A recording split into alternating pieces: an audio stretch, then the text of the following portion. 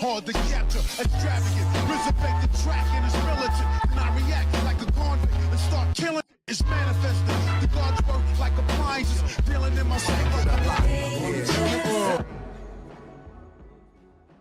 Yo, what's going on everybody? It's your boy Naruto Explain here, bringing you guys another discussion for Boruto Naruto Next Generations, the manga. And for anime only fans, this is a time of the month where a lot of the content that we talk about on the channel is going to be spoiler heavy, or it's going to be dealing with spoilers, or it's going to be theory slash speculation that's going to be based on stuff that takes place in the manga. Got to put that disclaimer in there for somebody says, oh my god, what are you talking about? Because they can't comprehend the idea of what an actual theory discussion is. So with that being said, though, if you're still here, I'm assuming that you guys have no problems with any of the above mentioned things. So with that being said, let's jump right into today's topic. So I think we need to have a very real conversation and discussion about not only the bleak future of Konohamaru, but why it makes perfect sense for Code to kill Konohamaru. Now, I know somebody's like, God dog, man, let Konohamaru live. You guys kick this man every single time when he falls. And I would counter and say, we have every right to kick this dude when he's down. I mean, come on now, especially after the last Boruto anime episode.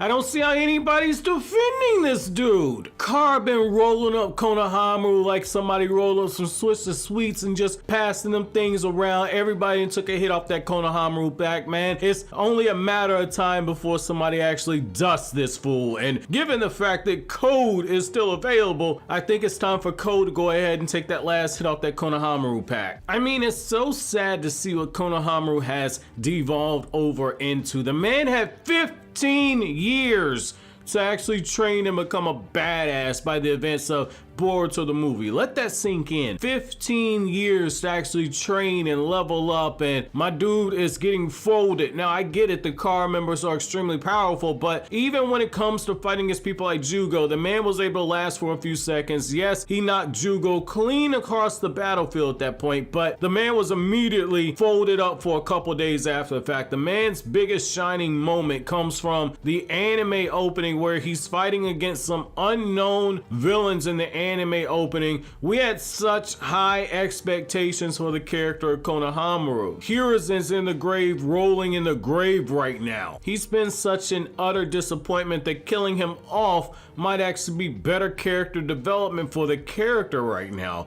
I'm almost at the point where I'm saying I think that he can't actually be saved. Like, the best thing that could actually come out of Konohamaru being killed off is the fact that this would be something that would actually trigger Sarada awakening her Mangekyo's Sharingan. Like, when your death is essentially something that is more important than your entire character arc, it shows you how far you have actually fallen. Because at this point, the only reason why anybody would feel anything for Konohamaru's character is based off of what happened in the original Naruto series, because in Boruto, he's been an utter disappointment. Like, Konohamaru in the beginning of the Boruto series, the manga, not the anime, but the manga. Konohamaru in the beginning of the manga is the same character he was at the current manga chapter. Even when you add in the anime, there's been a little bit of development, but it's been nothing to really write home about. Now that I've kind of bagged on Konohamaru, why does it make sense for Code to actually just body this man? Well, I think that there's a few different reasons, and I think that you do have some room to make this argument. So the very first thing you have to look at is the fact that Eida and Code are currently looking for Boruto and Kawaki. They want them. Eida has like that ability to where she's able to see everything that is happening at the current time, as well as everything that happened up to the point where she was actually born, all things at all time. They currently know that the 5 Kage are looking for Code and that they're discussing countermeasures, and so Eida has all this information. But one thing that we know is that her ability does not actually work on Boruto and Kawaki, because Boruto and Kawaki are essentially Otsutsuki when it comes to genetics, and so they can't actually be corrupted by the character Eida. And this is why this is so huge right here, because I also think that when you look at the other part of her Senrigan ability to actually see everything at all times, I think there's a very strong possibility that she can't actually see where Boruto is at that time. She'll have a rough idea, but I don't think she's gonna be able to fully track the character. Like, I think that she has snapshot glimpses of where Boruto and Kawaki are actually at. That would explain why she was able to actually see Boruto, actually see Kawaki when Ishiki actually passed away. But I don't think that she's able to track their every single movement in real time. Now, I could be misinterpreting her ability. It could be absolute for everyone, and it could just be that she can't actually take over the emotions and the free will, if you will, of those people that fall under her allure and fall in love with her, if they're blood relatives and if they're people that are essentially Osusuki in genetics. That could be the case. That could very well be the case right there, that it only applies to her ability to actually manipulate. But I do think that there is an actual weakness in her ability to see things at all times. I think that there are definite blind spots for the character. And that's what's essentially gonna bring us all the way back around back to Konohamaru. I had to establish the whole point of Eida first before moving into why and how Konohamaru could be killed off and probably should be killed off. The reason why this is something that works right here is one thing that she would know is that Konohamaru and Boruto, there's a very strong connection there, and Konohamaru is the weakest link when it comes to Team 7. Obviously, he outranks them, but you're in a situation where all the members of Team 7 have arguably surpassed Konohamaru. He just has more experience. And with Code wanting Boruto so badly, because Eida basically said, like, I want to get with Kawaki, I want Kawaki to give me all kinds of babies. Boruto's kind of cute, but Kawaki's the sexy one. Code's like, okay, good, I get to feed Boruto to the Ten Tails. Well, one way that you actually draw out Boruto is you actually go after Konohamaru. That makes the most sense right there, because you're not gonna get to Himawari, because Himawari is gonna be right there in the Uzumaki household. So unless you're going right up to Naruto's doorstep and you're gonna bust Naruto up, which Code himself said, I could probably defeat Naruto and Sasuke as they are now, but I don't want to end up in a situation like Delta to where things could go sideways. So he's apprehensive at his current power level to not go there to fight Naruto, even though he said in the past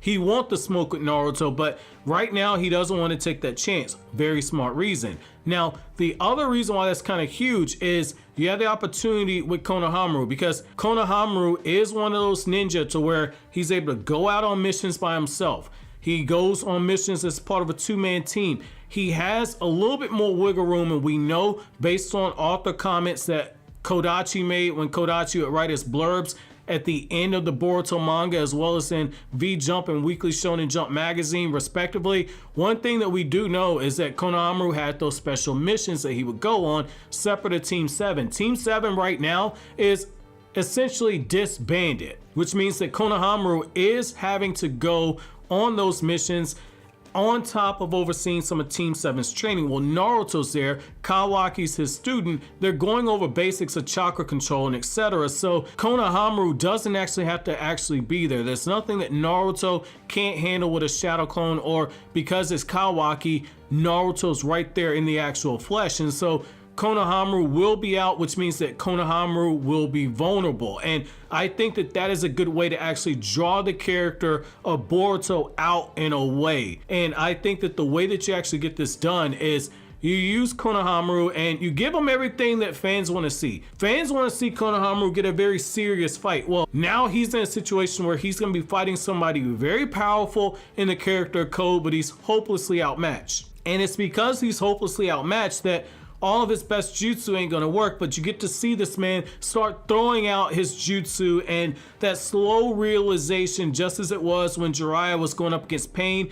Jiraiya was killing off some of the Pains once he went into Sage mode, but essentially Jiraiya knew, like, okay, I'm not gonna win this fight. That was actually something that Kishimoto definitely excelled at. When you go back and you read the Naruto manga, is that it became very clear when he was getting ready to kill off characters, because they would get a little bit of extra screen time and you would see a little bit more of their personalities, and then they would be in these helpless situations, and they'd be in situations to where there's a slow build up and a realization that they're not gonna walk out of this fight alive. I think that that's something that the Boruto series actually needs at this point, point, because we're in a situation where it's like, okay, Kurama died, but it's just like there was no real emotional payoff to Kurama actually dying. The manga left a lot to be desired in that situation, and I think with the character Konohamaru, the seeds are there. Should the writing that Kishimoto does for this to give to Ikimoto, should the writing choose to go on this route, there is room to actually play this off. I think that you're at that crossroads moment right there to where Boruto needs to lose somebody. You can't have a prophecy of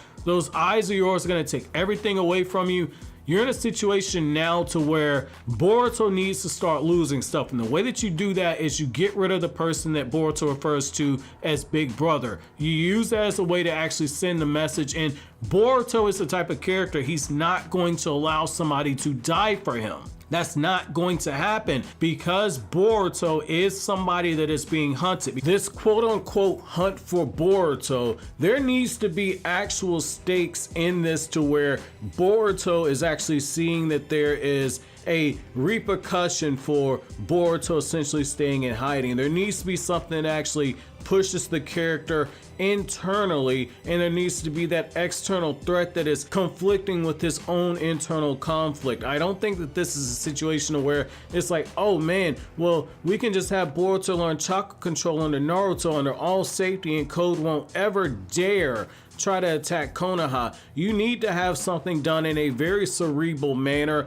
I don't think that you introduce a character like Eida for just the purpose of, well, she has intel on everything and you don't actually use that to your actual advantage. I think that using her as a plot device to stay one step ahead of everybody, that's going to be very, very cheap. You need to actually start using this to execute and start taking pieces off of the board, and I think that you need to do that as a way to actually start triggering some responses out of Boruto as a character. However, I want to know from you guys, what are you guys' thoughts on Eida's ability being used to draw out Konohamaru or someone else that Boruto cares for? What do you think about that being a way to actually start this hunt for Boruto? Let me know down in the comment section below. But as always, guys, if you like anything I had to say, don't forget to comment, rate, subscribe, and share. Thank you so much for watching to the end. Have an awesome day, guys.